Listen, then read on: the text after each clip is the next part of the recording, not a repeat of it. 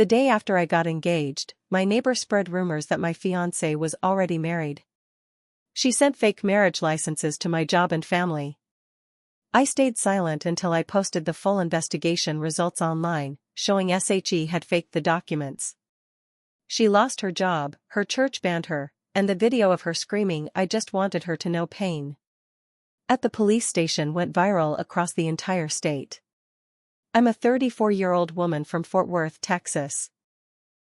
I work as a billing coordinator at a hospital. Nothing flashy. I live in a middle-class neighborhood with lots of older folks, retirees, and just a few younger families like mine. It's quiet most days. People wave, mow their lawns, mind their business. Except for Cheryl. Cheryl is 48. Divorced. Lives alone in the house next to mine.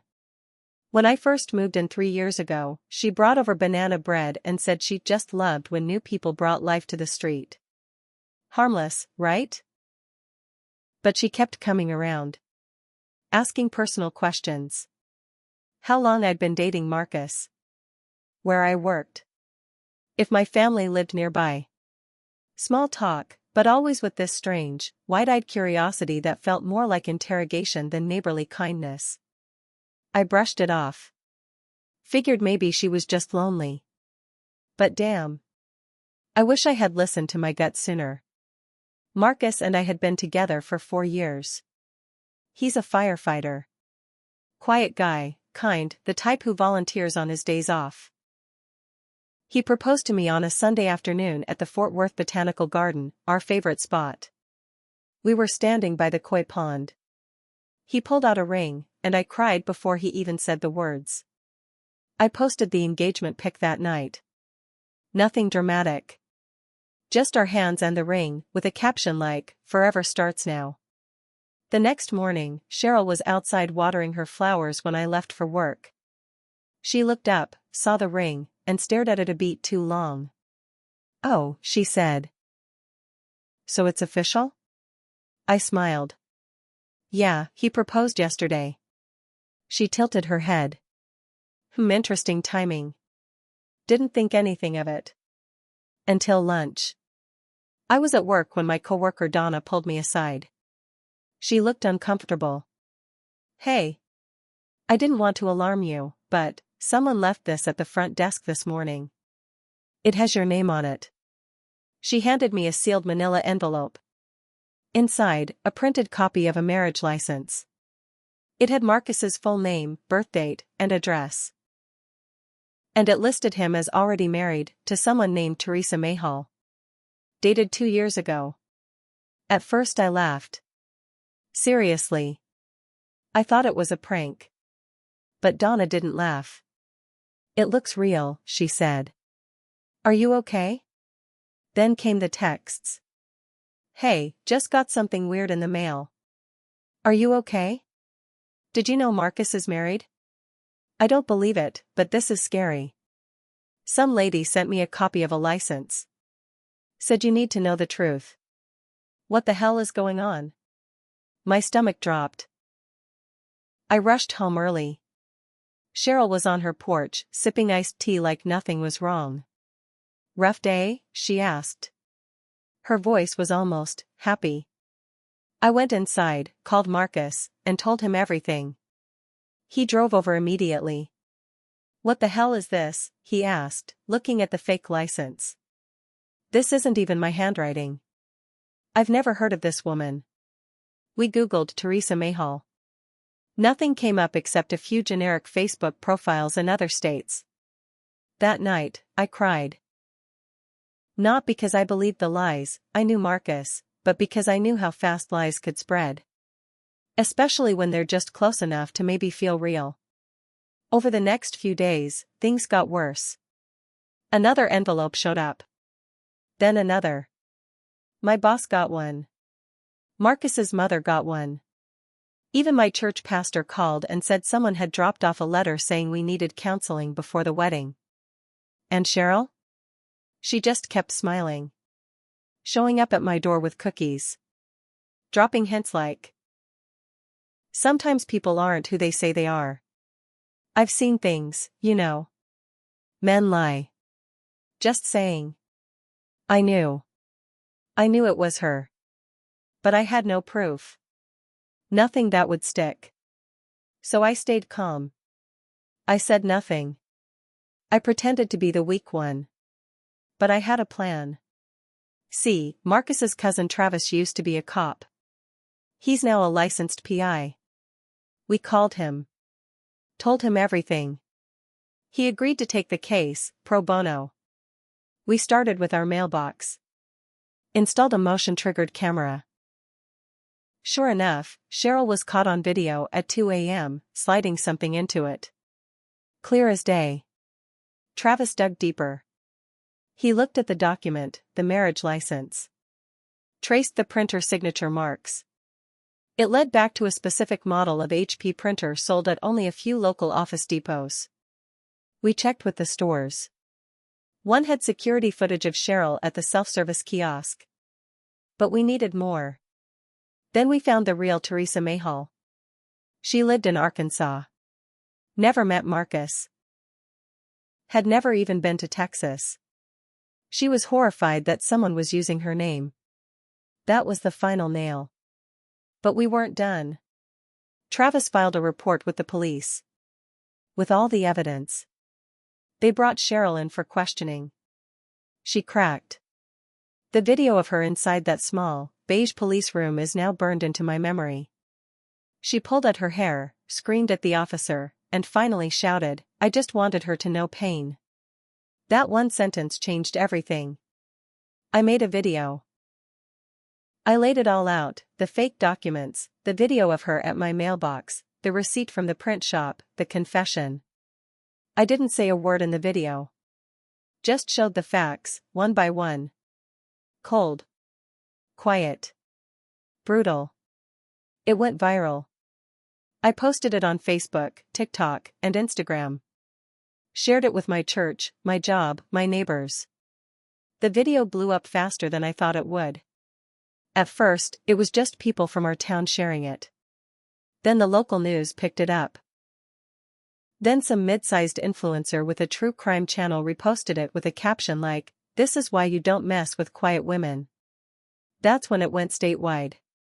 Cheryl's face was suddenly everywhere. The footage of her in the interrogation room, screaming about wanting me to feel pain, became a meme.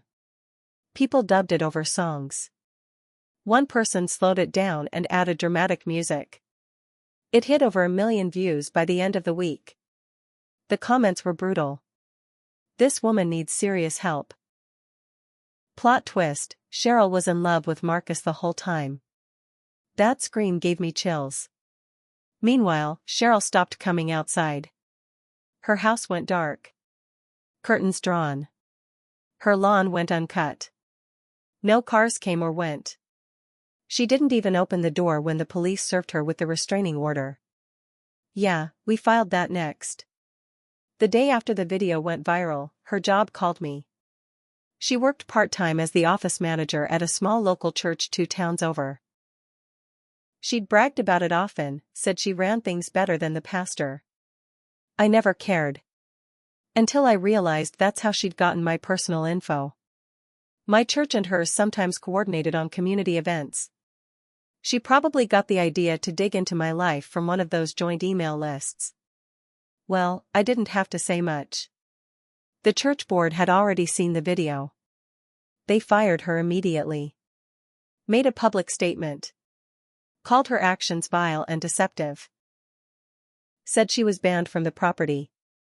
Her name was even removed from the church newsletter within 24 hours. But here's where things took another turn. Cheryl didn't take it quietly. 3 days after getting fired, she came banging on my door. Like full force, fists pounding. I was in the kitchen. Marcus was at the firehouse. I grabbed my phone and called the cops while I watched through the peephole. She was barefoot. Crying. Screaming something I couldn't quite understand. When the cops pulled up, she dropped to her knees on my porch. Put her hands in the air like she was being arrested for murder. They had to physically carry her to the cruiser. She screamed the whole way, "She ruined my life. She ruined everything." I was just trying to help her. Help me? That phrase stuck with me. Later that night, Marcus and I were talking about it. That's when it hit us. What if she really believed she was helping? Travis ran another background check.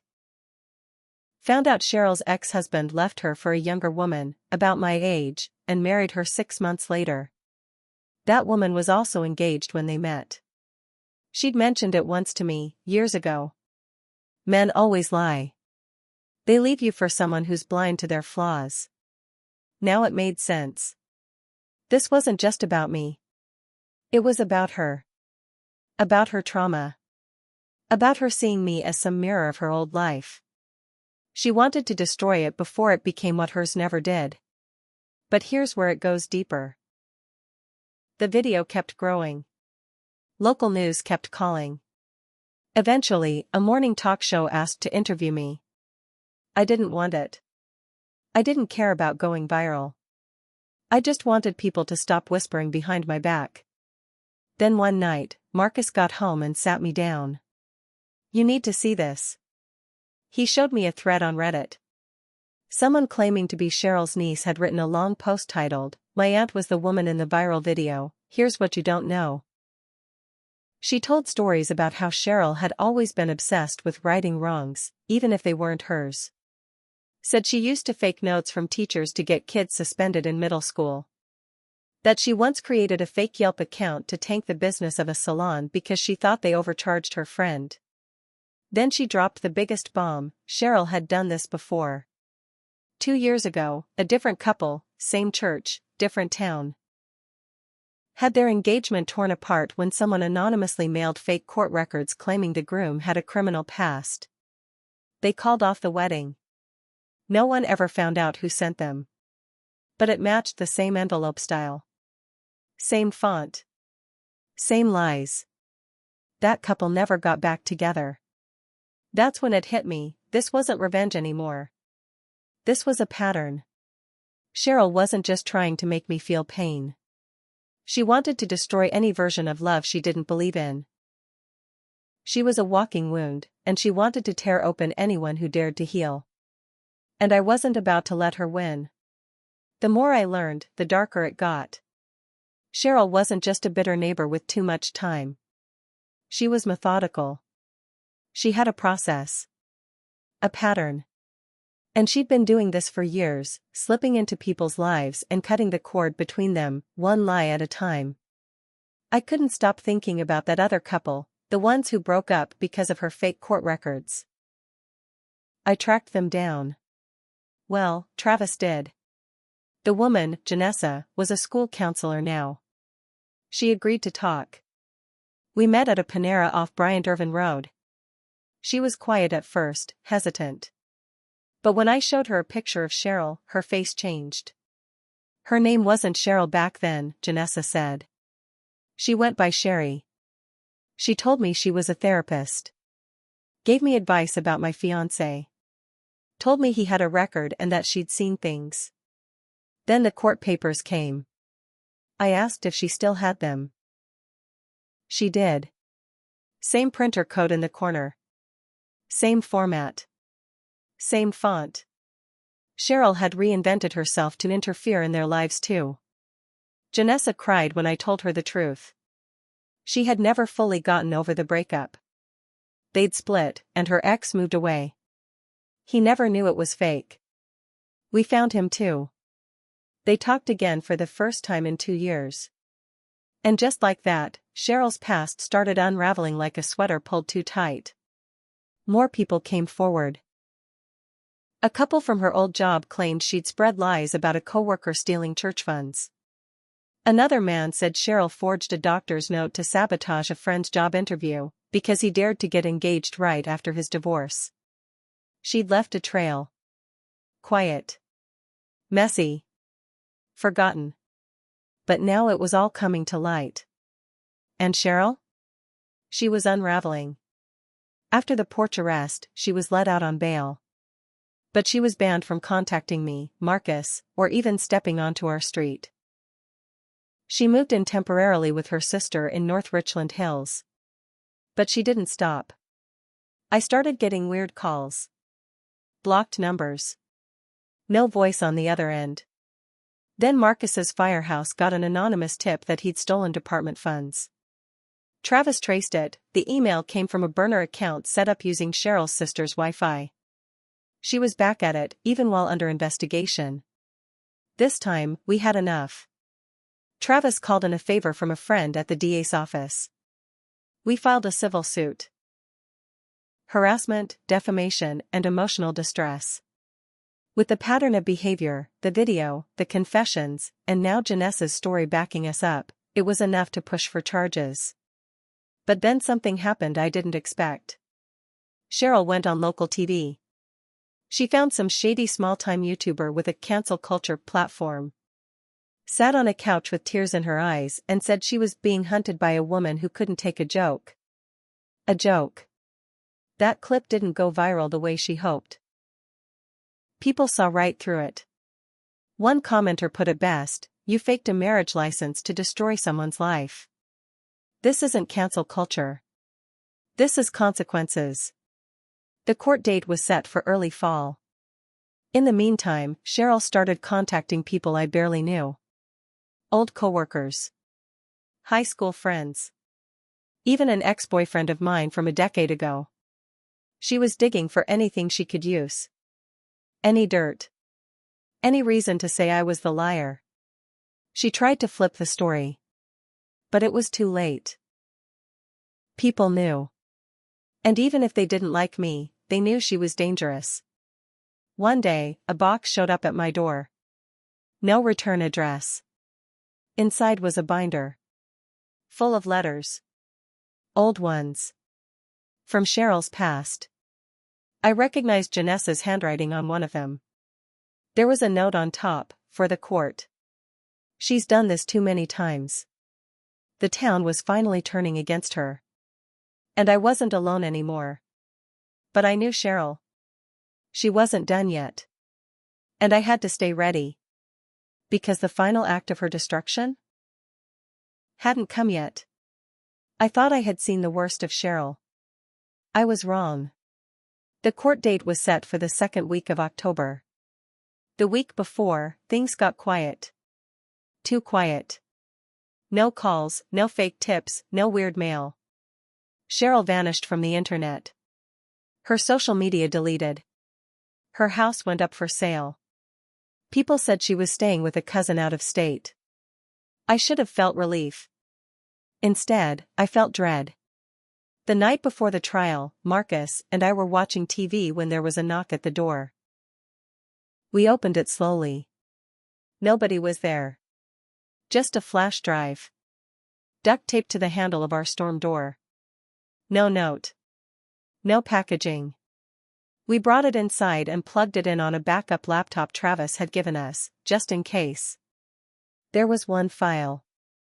A video. It opened to a close-up of Cheryl. Hair messy. Eyes swollen. She was sitting in a dark room, lit by a single lamp. "I know I'm going to lose," she said to the camera. "But I need people to hear it from me." She took a long breath. "I don't hate you. I envy you. I saw your engagement and thought, why does she get that? Why not me? Why does everyone forget that I gave up everything for people who never stayed?" Then her face twisted. "I wanted you to hurt because I hurt. I wanted you to know what it's like to trust someone completely and then doubt everything. I wanted you to break up. I wanted you to cry. I wanted you to feel like a fool in front of everyone." Then her voice dropped to a whisper. "But you didn't break. And that's what really killed me." She leaned forward, whispering straight into the camera. "You took my shame and made it viral. You made the whole world laugh at me. I'll never come back from this. You won, but don't think you're clean. You enjoyed destroying me. I saw it in your eyes. And I hope you think about that every time you look in the mirror." The video ended. I sat in silence for a while. She wasn't wrong. Not completely. I did enjoy watching her fall apart. I wanted her destroyed. I wanted her to suffer. And maybe I stopped caring how far it went, as long as it went all the way. But it didn't stop me from showing that video in court. When Cheryl entered the courtroom the next day, she looked drained. Smaller. Not scared, just resigned. The judge heard everything. The forged documents. The harassment. The past victims. The flash drive video. It wasn't a criminal trial, but it didn't matter. We won the civil suit. She was ordered to pay damages, go through mandatory psychological treatment, and had a permanent restraining order placed against her. Her assets were frozen. Her house sale was blocked by a lien. She had to pay back legal fees to multiple people. As we left the courthouse, a reporter asked me if I had anything to say. I turned to the camera and said, I didn't ruin her life. She did. That clip got played next to Cheryl's screaming meltdown from months ago. Side by side. And then I stepped away. I deleted the video I'd posted online. All of it. Took down the social media posts. Removed every trace. Why? Because I didn't want to become her. I got caught up in revenge. I let myself enjoy it too much. I wanted her to burn, and she did. But it didn't fix anything in me. It didn't make my engagement sweeter. It didn't erase the hurt. It just made me cold. Marcus and I still got married. But I told him I needed therapy. That I didn't like who I became during all of it. And he understood. That was my mistake. I thought revenge would make me feel powerful. It just made me hollow. As for Cheryl? Last I heard, she moved to a smaller town, somewhere in the Panhandle. Changed her last name. But people remember. Every once in a while, someone recognizes her from the video. And every once in a while, someone sends me a message saying, I think your old neighbor just tried something on my friend. And I send them everything. Because if Cheryl ever tries to burn someone again, I'll be right behind her, pouring water on the fire, with the receipts in hand.